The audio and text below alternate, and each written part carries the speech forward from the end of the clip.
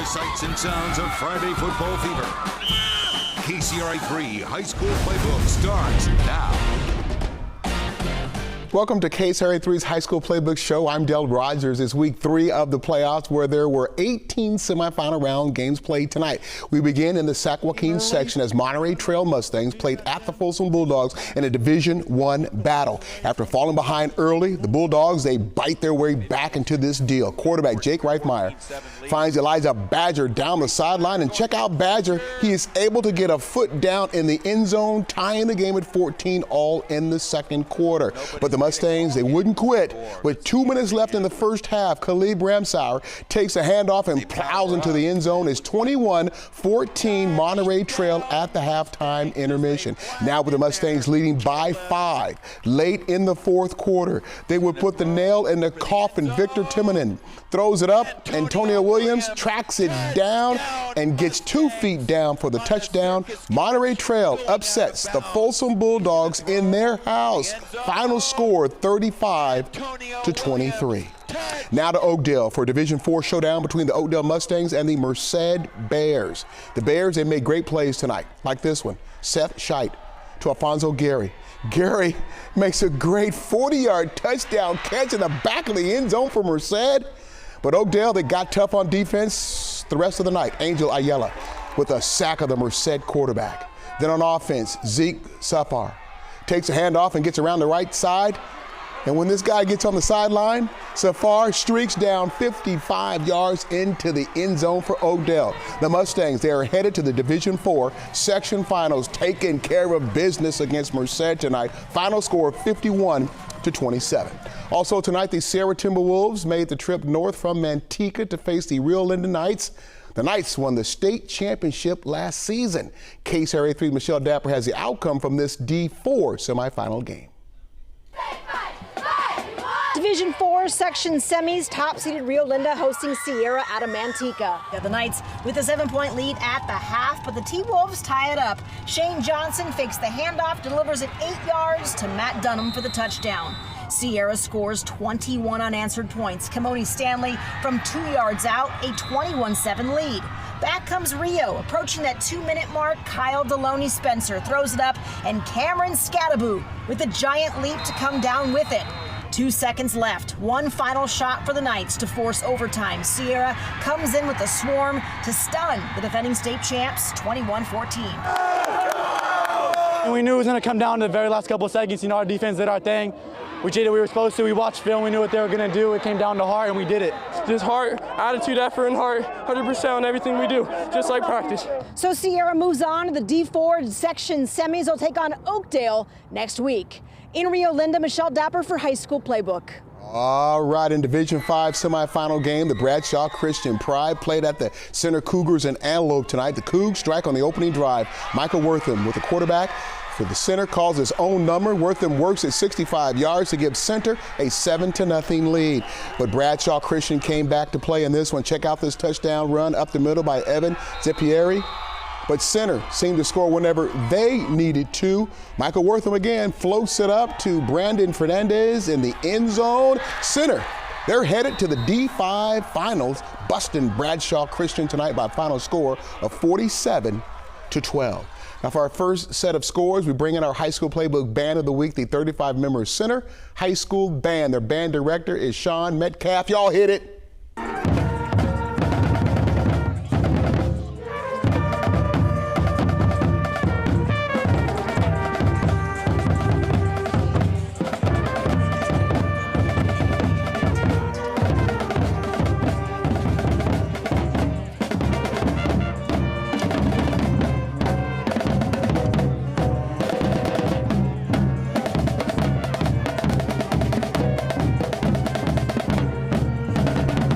All right, to keep our promise of bringing you every aspect of Friday Night Football, it's time to introduce you to our cheerleaders of the week.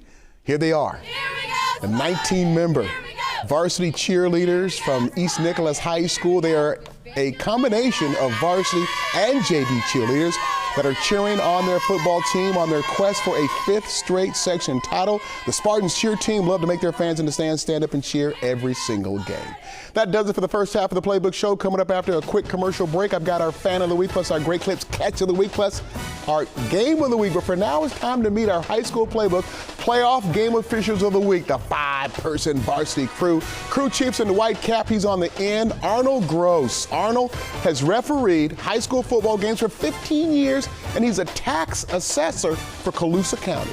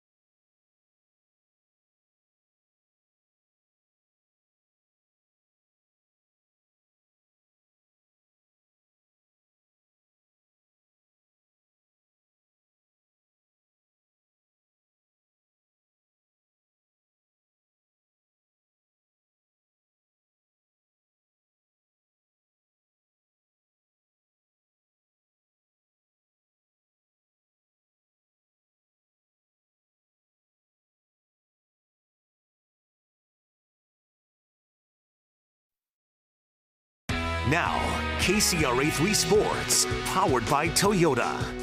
Time now to find our high school playbook fan of the week.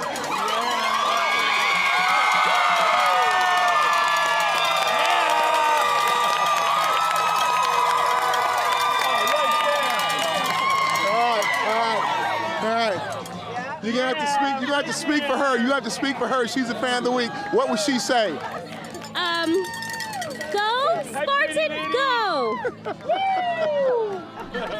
Okay, that's a new record. That's the youngest fan of the week we've ever had. Welcome back to the second half of the Playbook Show. I'm Del Rogers. Our feature playoff game of the week is from the northern section where Mount Shasta took on East Nicholas, the Spartans, tonight. Nicholas may be a small town, but tonight they came out to support their big-time East Nicholas Spartans football program, who came marching in, chasing their 5th straight section championship. But standing in the way were the Mount Shasta Bears, who made the 4-hour bus ride. But East Nicholas would cap their opening drive with this touchdown run by Aaron Alestra. Then on their next possession, the Spartans go up top. Gavin McAuliffe finds a sprinting David Earnhardt. Their 74-yard hookup with East Nicholas up 13-0. East Nicholas can play defense also. Check out Garrett McCray. Garrett with a huge interception denying Mount Shasta from scoring on this drive. Time now for a halftime update. To help me out is one of the co-captains with the East Nicholas Spartans.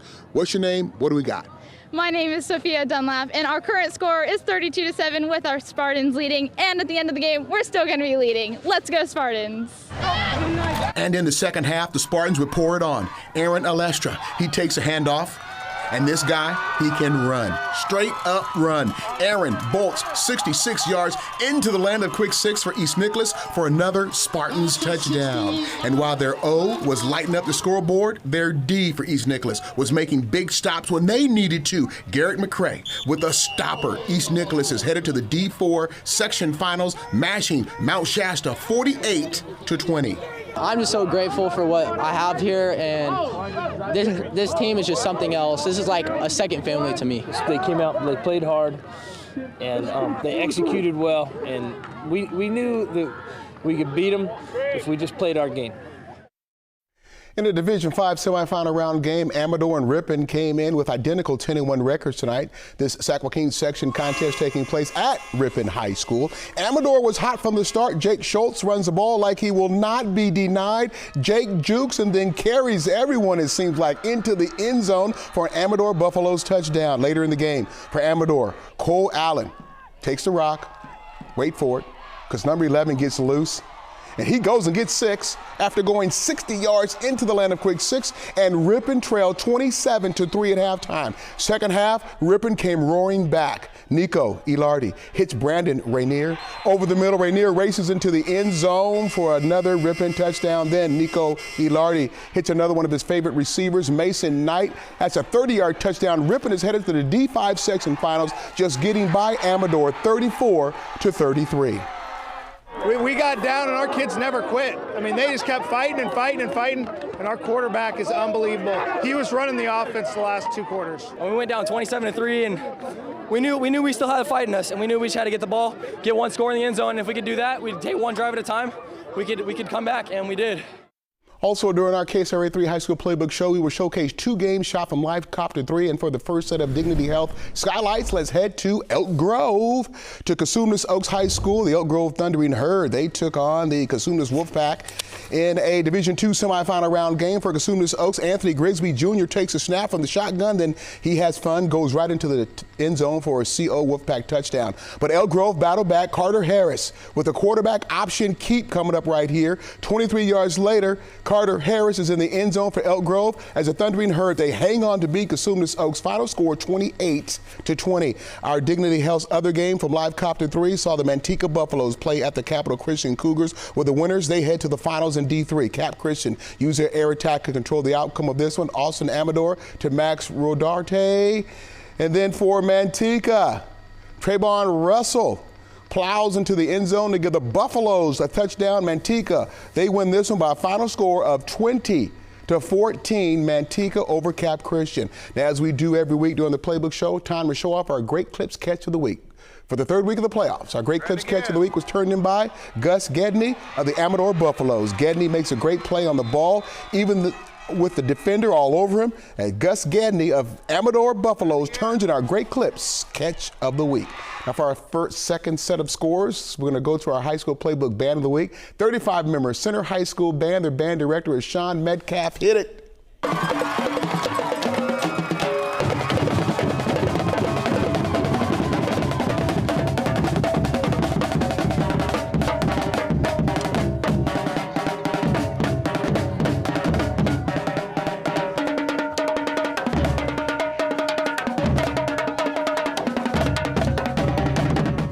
Well, that's it for the 3rd round of the playoffs. For Michelle Dapper and the rest of the High School Playbook crew, I'm Dale Rogers. We'll see you back here next Friday night for the section finals.